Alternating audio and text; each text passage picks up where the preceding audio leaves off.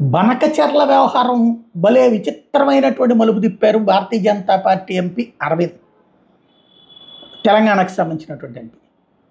ఇప్పటిదాకా బనకచెర్ల అన్నటువంటిది చంద్రబాబు గారు పదే పదే మాట్లాడుతున్నారు, ఆ డిపిఆర్ పంపిస్తూ ఉంటున్నారు. ఇంకో పక్కన అక్కడేమో కాంగ్రెస్ పార్టీ, బీఆర్ఎస్ ఏమో ఇంకేముంది బనకచెర్ల నీళ్లు కొట్టుకుపోతున్నారు వీళ్ళు అన్నటువంటి స్టేట్మెంట్ కాంగ్రెస్ ఇస్తా, ఇదే బీఆర్ఎస్ ఇస్తుంటే మోసం చేస్తున్నారు తెలంగాణకని. కాంగ్రెస్ పార్టీనేమో ఎట్టి పరిస్థితులు అంగీకరించే ప్రసక్తి లేదు, కేసీఆర్ ఆనాడు సహకరించారు లాంటి స్టేట్మెంట్లు ఇస్తూ వచ్చారు. ఇదంతా నడిచింది.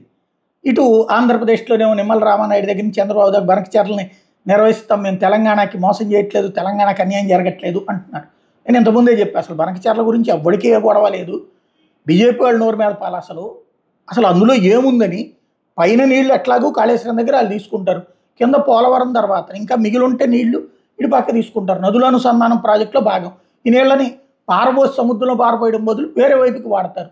దాంతో నష్టమేమో, తెలంగాణకి ఏం నష్టం, అనవసరంగా వివాదాలు ఎందుకు సృష్టిస్తున్నారని అనేకసార్లు మాట్లాడారు.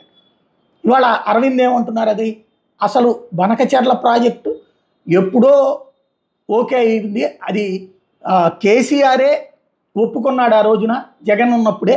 జగన్ ఆ ప్రతిపాదన కేసీఆర్ ముందు పెడితే ఒప్పుకున్నాడు. కాళేశ్వరం ఆ టైంలోనే జగన్ ఆ ముక్క కేసీఆర్తో చెప్తే ఒప్పుకున్నాడు.